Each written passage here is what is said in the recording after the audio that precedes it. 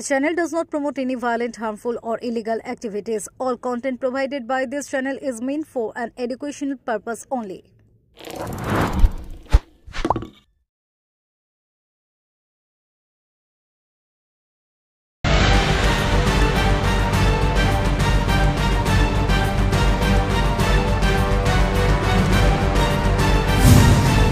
চুচুড়া জুড়ে চলছে নতুন নাটক।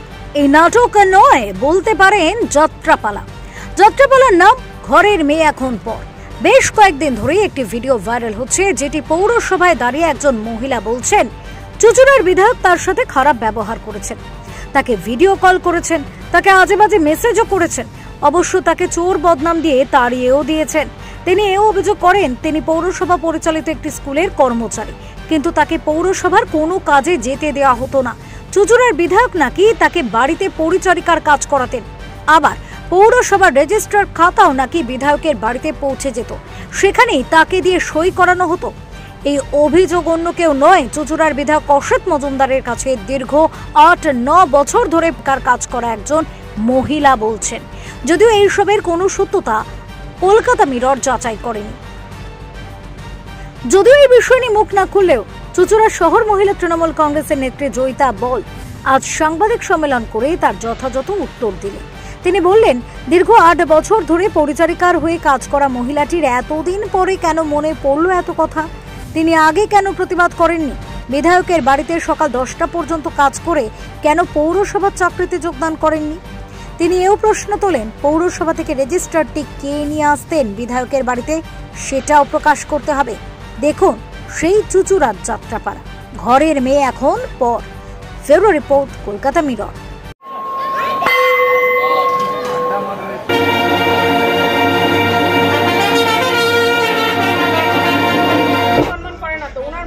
অত্যন্ত খারাপ। প্রথমত উনি মহিলাদের অনেক কুকথ্য ভাষা বলেন, এবং সবথেকে বড় কথা উনি মহিলাদের মেসেজ করেন, খারাপ মেসেজ করেন, ভিডিও কল করেন, এগুলো তো করেননি। উনি আজকে ধিক্কার মিছিল করে যাচ্ছেন গোটা চুচুড়া শহরে, অথচ উনিই তো মহিলাদের সম্মান দিতে জানেন না। এটাও তো একটা মহিলাদের ওপর একটা অসম্মানজনক ঘটনা না? যে মহিলাটি বিধায়কের বিরুদ্ধে নানা অপপ্রচার করছে, সে দীর্ঘ 9 বছর ধরে বিধায়কের বাড়িতে কাজ করত। তার কথা অনুযায়ী বিধায়ক নাকি তাকে বিভিন্ন কুপ্রস্তাব দিত। তাহলে একজন মহিলা হয়ে 9 বছর ধরে কুপ্রস্তাব কেন সহ্য করলো? সেদিন কেন সে প্রতিবাদ করেনি? আমি আপনাদেরকেই প্রশ্ন করছি যে সেদিন আমিও তো একজন মহিলা, তাহলে আমাকে যদি কেউ কুপ্রস্তাব দেয় আমি সঙ্গে সঙ্গে সেটা প্রকাশ্যে আনবো। 9 বছর পর তার মনে হয়েছে এটা প্রকাশ্যে আনা উচিত, এবং গত 6 মাস আগে বিধায়ক ওকে বাড়ি থেকে চুরির অপবাদে তাড়িয়ে দিয়েছে। অপবাদে না, চুরি করেছিল বলেই তাড়িয়ে দিয়েছে। আমার উপরেও আমি যতদিন সম্মান নিয়ে নিজের সম্মান পেয়েছিলাম ততদিন আমি ওনার কাছে ছিলাম। যেদিনকে আমার সম্মানহানি হলো সেদিন আমি বেরিয়ে এলাম। সম্মানহানি কি বিধায়কের হাত ধরেই হয়েছে? অবশ্যই বিধায়কের হাত ধরে হয়েছে, সেটা উনিও জানেন। যখন আমি ওনার কুপ্রস্তাবে রাজি হলাম না, তখন উনি আমাকে চোর বদনাম দিয়ে বাড়ি থেকে তাড়িয়ে দিলেন, তাই আমি বেরিয়ে চলে এলাম। আপনি এখন বিধায়কের নামের আমার তো অভিযোগ। হ্যাঁ, বিধায়ক মানুষ, আমরা মানুষ। বিধায়ক মতো আমরাই বানিয়েছি, আমরাই তো তাকে বিধায়ক বানিয়েছি। ভিডিও কলের চাট আছে আমার কাছে। হ্যাঁ, সেটা সময় মতো। এটা তো আমাদের দলের ব্যাপার, আমি তো এই সময় এভাবে আনতে পারি না। আমি যখন সুযোগ বুঝবো নিশ্চয়ই আনবো সেগুলো। 9 বছর পর তার মনে হয়েছে এটা প্রকাশ্যে আনা উচিত, এবং গত 6 মাস আগে বিধায়ক ওকে বাড়ি থেকে চুরির অপবাদে তাড়িয়ে দিয়েছে। অপবাদে না, চুরি করেছিল বলেই তাড়িয়ে দিয়েছে। এবং এই মহিলাটি শুধু নয়, ওনার স্বামীও অবসর সময় বিধায়কের কাছে কাজ করতেন। আর বিধায়কের বাড়িতে আমরা যতদূর জানি 3 জন পরিচারিকা ছিল। একজন ঘর মুছতো, একজন বাসন মাজতো, আর এই মহিলাটি বিধায়কের বাড়ির টেবিল চেয়ার পরিষ্কার করতো, দাদার ফাইল দেওয়া নেওয়া করতো। এই ছিল তার কাজ। তার বিনিময়ে দাদা ওকে কিছু একটা মূল্য ধরে দিত, এবং দাদার অফিসিয়াল কাগজপত্রের দেখাশোনা করতো বা সেগুলো লেখালেখির কাজ করতো ওনার হাজবেন্ড। আর এই মহিলাটি রোজ সকালে তার হাজবেন্ডের সঙ্গে দাদার বাড়িতে যেত, এবং তার হাজবেন্ডের সঙ্গে দাদার বাড়ি থেকে ফিরতো। তাহলে দাদা তাকে কুপ্রস্তাব কখন দিল? এবং তার স্বামীর সামনে যদি দেয়, তাহলে তার স্বামী বা প্রতিবাদ কেন করলো না? এই প্রশ্নগুলো আসছে, কারণ আজকে যেহেতু এই এলিগেশনগুলো বিধায়কের বিরুদ্ধে উনি আনছেন। আপনি বিধায়কের কাছে কি দলের জন্য যেতেন? বিধায়কের কাছে কি কাজে যেতেন দলে? আমি পৌরসভার কর্মী, কিন্তু আমাকে পৌরসভাতে উনি ট্রান্সফার রাখেননি। উনি ওনার জায়গাতে মানে ওনার বাড়িতে আমাকে রেখেছিলেন, আমাকে আমার হাজবেন্ডকে দুজনকেই রেখেছিলেন। উনি ওনার বাড়িতেই কাজে আমাকে রেখেছিলেন। তারপর দীর্ঘদিন ওনার বাড়িতে কাজ করেছি, কিন্তু শেষমেশ ওনার প্রস্তাবে যেহেতু আমি রাজি হইনি, তখন আমাকে চোর মানে আমি বাড়ি থেকে যখন বেরিয়ে আসি আমাকে চোর বদনাম দিয়েছেন। আপনি পুরসভার কর্মী, ওনার বাড়িতে কি কাজ করতেন? সে তো উনি রেখেছিলেন, ওনাকেই জিজ্ঞেস করবেন। ওনার বাড়িতে ওই কন্যাশ্রী, রূপশ্রী এইসব জিনিসগুলো যে উনি ওই বিধানসভার কাজগুলো হতো সেগুলোই করতাম। উনি কি বেতন দিতেন না পুরসভা দিত? পৌরসভা আমাকে বেতন দিত। তাহলে এবার পৌরসভায় আপনি কি কাজ করেন? পৌরসভায় আমি ইয়েতে আছি, এখন স্কুলে রয়েছি, ওই নোনাপুকুরি স্কুলটায় আমি এখন ট্রান্সফার আছি। পৌরসভায় আগে আমি ছিলাম ইয়েতে হেলথে ছিলাম, সেখান থেকেই ওনার বাড়িতে নিয়ে গেছিল। আমাকে তো পৌরসভায় আগে ঢুকতেই দেওয়া হতো না, আমাকে তো খাতা পর্যন্ত ওখানে নিয়ে গিয়ে সই করানো হতো। মানে ওনার বাড়িতে আমি খাতা পর্যন্ত সই করেছি, পৌরসভাতে আমাকে ঢুকতেই দেওয়া হতো। পৌরসভার খাতা, পৌরসভার উপস্থিতি খাতা বিধায়কের বাড়িতে পৌঁছে যেত। বাড়ি থেকে আমি সই করেছি। যে উনি বলেছেন বিধায়ক নাকি মিউনিসিপ্যালিটির কাজ না করে ওনাকে বাড়ির কাজ করাতেন। দেখুন, সবকিছু তো একটা নিয়ম শৃঙ্খলা আছে। মিউনিসিপ্যালিটিতে কাজ করে কোনো কর্মচারী কি কারো বাড়ি গিয়ে কাজ করতে পারে? সেখানে তো মিউনিসিপ্যালিটির একটা পারমিশন লাগবে। সেই অর্ডার কপি কোথায়, আমরা সেটা দেখতে চাইছি। তারপরে আরো বলেছেন যে উনি মানে বিধায়কের মিউনিসিপ্যালিটির একটা স্কুলে উনি চাকরি করতেন মিউনিসিপ্যালিটির আন্ডারে। তাহলে উনি যদি স্কুলেই চাকরি করবেন, সেদিন উনি মিউনিসিপ্যালিটিতে ছিলেন কেন? স্কুলে যাননি কেন? স্কুলের খাতায় কি সেদিন ওনার হাজিরা আছে? এগুলো সব আমাদের মনে আজকে প্রশ্ন আসছে। আর বাইট দেওয়ার মতন কি আর কেউ ছিল না? অনাস্থার দিন ওনাকে দিয়েই বাইট দেওয়াতে হলো। তারপর উনি আরো বলেছেন যে মিউনিসিপ্যালিটির খাতা নিয়ে গিয়ে বিধায়কের বাড়িতে সই করানো হতো। তো এই খাতাটা কে নিয়ে যেত? এটাও আমাদের প্রশ্ন রইল যে মিউনিসিপ্যালিটি থেকে খাতাটা সই করাতে তো কোনো ব্যক্তি নিয়ে যেত, খাতাটা তো আর উড়ে যেত না। সেই খাতাটা কে নিয়ে যেত তাকে সামনে আনা হোক, এবং এই রেকর্ডও দেখানো হোক যে মিউনিসিপ্যালিটি থেকে কার পারমিশনে খাতা বিধায়কের বাড়িতে যেত। আমরা সেই অর্ডার কপি দেখতে চাই। আপনি ওনার বাড়িতে বসে কি পুরসভার কাজ করতেন না ওনার ব্যক্তিগত কোনো কাজ করতাম? দলীয় কাজ করতেন? হ্যাঁ, আমাকে দিয়ে টেবিল পরিষ্কার করাতো, আমাকে দিয়ে নিজের জুতো পরিষ্কার করাতো, এগুলোও করাতো। চা দেওয়া তো লক্ষ্মী, এগুলোও করাতো। কন্যাশ্রী, রূপশ্রী এগুলোও করাতো, এগুলো করাতো তো আমাকে। অনেক বিধানসভার অনেক লোকই জানে যে আমি ওনার জুতোগুলো পরিষ্কার করতাম, জুতো পরিয়ে দিতাম, এগুলো তো করতাম, অনেকেই দেখেছে। আপনার হাজব্যান্ড? আমার হাজব্যান্ড ওই চিঠি চাপাটি হসপিটালের হ্যান ত্যান এগুলোই করতো আর কি ওনার কাছে। উনিও কি পুরসভার কর্মী ছিলেন? না, উনি তো আলাদা, উনি রাইটার্সে করবেন, নবান্নের কর্মী, সরি এখন তো নবান্ন। উনি ওনার বাড়িতে যেতেন কেন? উনি যেতেন, আমি মানে ওনার যেহেতু ওরকম লেখার লোকের অভাব ছিল, মানে তখন ছেড়ে গেছিল একজন করতো, তো সেই কারণেই আমার হাজব্যান্ডকে ডাকা হয়েছিল এবং আমার হাজব্যান্ড আমার কথা মতো ওখানে যেত এবং 1.5 ঘন্টা মতো এই সামান্য লিখে তারপর চলে যেত আবার অফিসে। নবান্নের কাজের বাইরে? নবান্নে চলে যেত, হ্যাঁ নবান্নে চলে যেত। এটার জন্য উনি আলাদা মাইনে দিতেন, এটা পৌরসভার মাইনে না, উনি আলাদা ওনাকে 4,000 টাকা দিতেন। 6 বছর 7 বছর মতো কাজ করেছি, 4,000 টাকাতেই করতেন। আজকে আমি একজন নারী হয়ে একজন নারীর বিরুদ্ধে মুখ খুলছি, কারণ তিনি আমাদের পিতৃসম বিধায়ককে প্রতি মুহূর্তে অপমান করছেন। মানে এমন কিছু কথা বলছেন, দাদা ওনাকে কুপ্রস্তাব দিত। এটার মানে আজকে দাদা যেদিন থেকে, আমরা অনেকেই সেদিন থেকে রয়েছি, ওই আমাদের তো দাদা কোনোদিন কুপ্রস্তাব দেননি। উনি এমন কিছু সুন্দরী মহিলা না যে ওনাকে কুপ্রস্তাব দিতে হবে। এখানে কেউ বলতে পারবে যতগুলো মহিলা আছে যে দাদা কোনোদিন কাউকে বাজে কথা বলেছেন?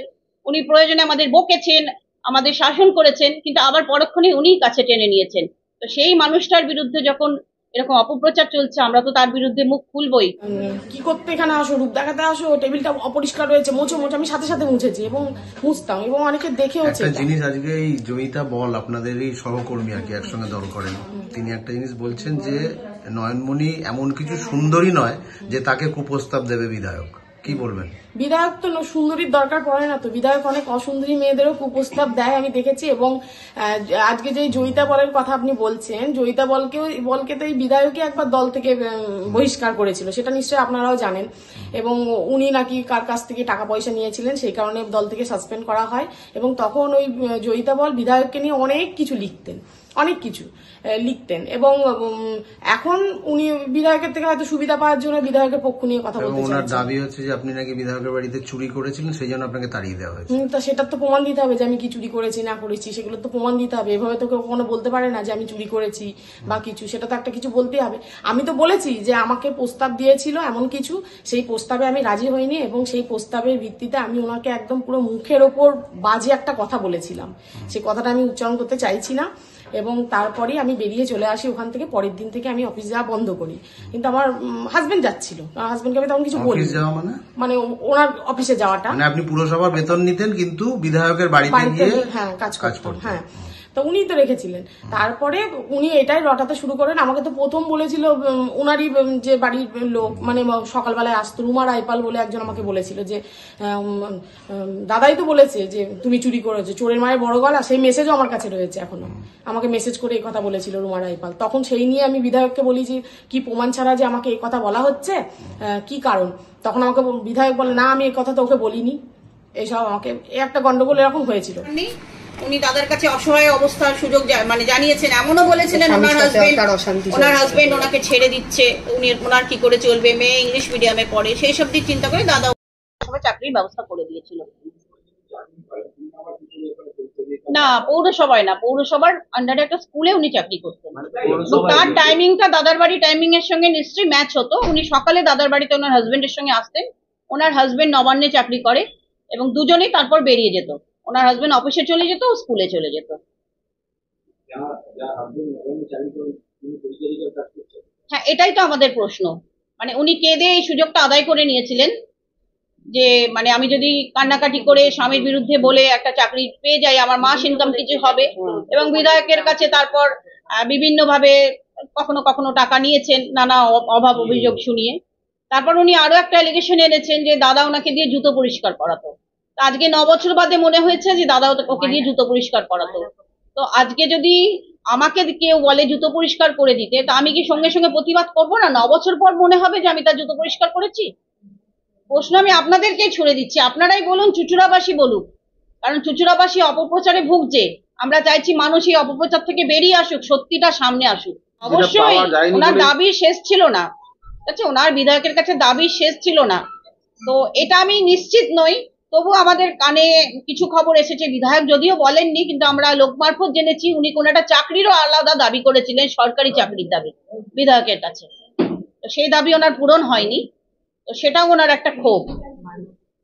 আপনি নাকি সরকারি চাকরির জন্য আপনাকে আবেদন করেছিলেন যে বিধায়ককে, যে সরকারি চাকরি আপনি একটা পাইয়ে দেওয়ার জন্য, যাতে আপনি একটা সরকারি সেটা পাননি বলে সেজন্য এখন বিধায়ক। না, আমার তো সরকারি চাকরির তো কোনো কথা আমার ওনার সাথে হয়নি, সরকারি চাকরি পাইয়ে দেওয়া বা হ্যানটা। আর উনি তো সরকারি চাকরি কাউকে দেন না, উনি তো 5,000 টাকার মাইনের চাকরি দেন সবাইকে।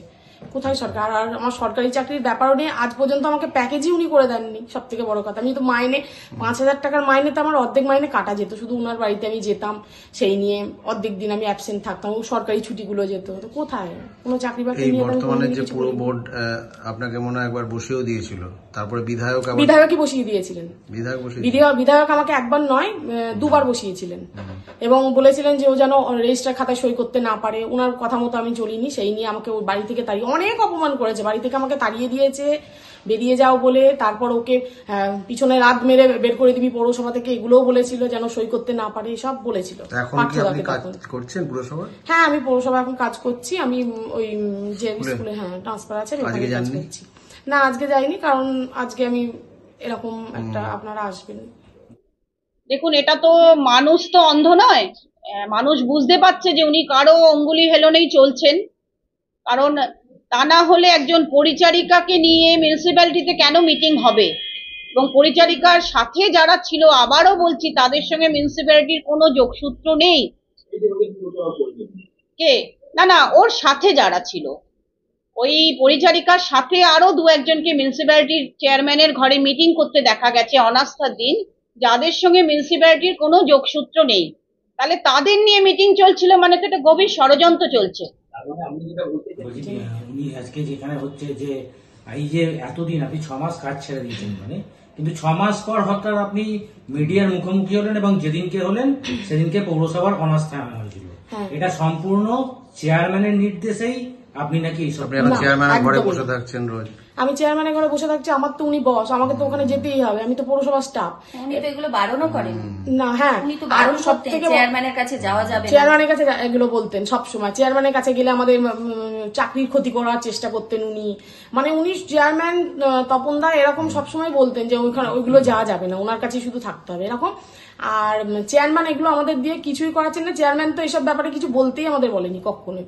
এবং সেদিনকে মিডিয়া যেহেতু এসছিল পৌরসভাতে, আমরা দেখেছি মিডিয়া এসছে, সেই কারণেই আমরা ওনার সম্পর্কে বলেছি। কারণ দলের ভাবমূর্তি নষ্ট করার জন্য আলাদাভাবে মিডিয়া রেখে বলার আমাদের কোনো ইচ্ছে ছিল না। যা হয়েছিল হয়েছিল, কিন্তু আমি ওনাকে সবসময় মেসেজে জানিয়েছি যে আমাকে যে বদনাম দেওয়া হয়েছে, চোর বদনাম, এইটা তোমাকে প্রত্যাহার করতে হবে, যে তুমি যে অন্যায়টা করেছো সেই মেসেজও আমার কাছে এখনো রয়েছে। এটা বলার পর যদি কোনো প্রশাসনিক যদি পুলিশি স্টেপ নেন বিধায়ক, তাহলে আপনার বিরুদ্ধে? আমার বিরুদ্ধে আমার কাছে তো রয়েছে সেই সমস্ত প্রমাণ। মানে কোন স্টেপ? মানে আপনি যে বিধায়কের নামে এসব কথা বলছেন, বিধায়ক তো এটা পুলিশের নাম, পুলিশকে বলতে পারে যে ওনার সম্মানহানি করছেন। বিধায়ক তো নিজেও জানে, বিধায়কও তো আমি কিছু জিনিস পাঠিয়েছিলাম যেগুলো আমার কাছে রয়েছে, এবং উনি যে মহিলার সাথে এই সমস্ত কাজগুলো করতেন সেসব মহিলারাও তো আমাকে অনেক কিছুই পাঠিয়ে রেখে দিয়েছে। তো উনি কজনের এগেইনস্টে করবেন? যথেষ্ট প্রমাণ আছে, যথেষ্ট প্রমাণ, সবার সম্পর্কেই প্রমাণ আমার কাছে রয়েছে, আমাকে দিয়েছে। তো উনি কতজনের এগেইনস্টে কেস করবে? আর উনি নিজে জানেন না যে আমি কি করতাম না করতাম। আপনার নামটা বলুন। আমার নাম নয়নমণি মল্লিক, চুচুড়া পৌরসভা 11 নম্বরের বাসিন্দা। গিয়ে সব বলতে পারবেন, তার কাছে গেলে বলতে পারবেন সে কি করেছে, তার তো ভিডিও রেকর্ডিং আছে, সেগুলো দেবে। এখন যা মহিলাদের নিয়ে চলছে, হ্যাঁ, তাতে এই ধরনের ঘটনা সামনে আসছে, এটাই তো লজ্জাজনক। সারা দেশ মহিলাদের বিরুদ্ধে সুকতার বিরুদ্ধে লড়াই করছে, আন্দোলন করছে, সাধারণ মানুষ রাস্তায় নেমেছে। এখন সেইটাকে থামাতে পারতাম না, আরেকটা কিছু খারাপ করাটা এটা একটা কোনো বুদ্ধিমানের কাজ নয়। নয়নমণির বলাটা নাকি আপনার ইসাকে, সে আমার সাথে তো তার নয়নমণির কোনো ব্যাপার নেই, ব্যাপার তো তার সাথে, তার বাড়ির পরিচালিকা ছিল, সেই তো বলছে।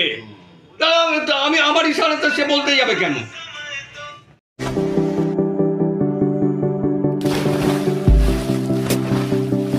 Fasten your seatbelts as you take a tour around your marine wonderland.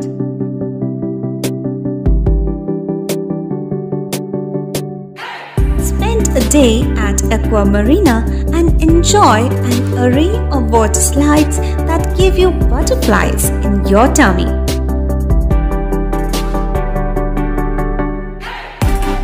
Aqua Marina is a holistic weekend destination for friends, family and couples and offers magic to soothe your body, mind and soul.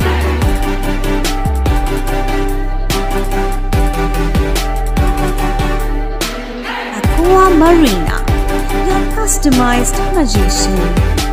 Welcome aboard and see the magic unfold. সামাজিক বা corporate event আয়োজন নিয়ে ভেবে চলেছেন? এবার আপনার ভাবনার অবসান। এসে গেছে ক্লাব ওয়েলকামের নতুন ক্রিস্টাল হল। 6000 বর্গফুটের রাজকীয় এই ব্যাংকোয়েট হলের সঙ্গে যুক্ত বিশাল আয়তনের কিচেন, জিভে জল আনা নানা পদ অতিথিদের পরিবেশনে সক্ষম। প্রয়োজনে ব্যবহার করতে পারেন আউটডোর ক্যাটারিংয়ের সুবিধাও। ক্রিস্টাল হলে অনুষ্ঠান আয়োজন অনুষ্ঠানের গরিমা বৃদ্ধি করে। রয়েছে 5টি লাক্সারি রুমের সুবিধাও। তাই সামাজিক হোক বা কর্পোরেট ইভেন্ট, নির্দ্বিধায় চলে আসুন ক্লাব ওয়েলকামে। বুকিংয়ের জন্য যোগাযোগ 9147005547 অথবা 9163333080। Enjoy a weekend at Vedam, the paradise of peace. A home away from home.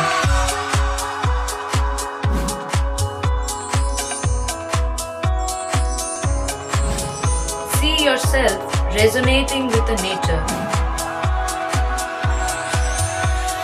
Vedam welcomes you to create your best memories.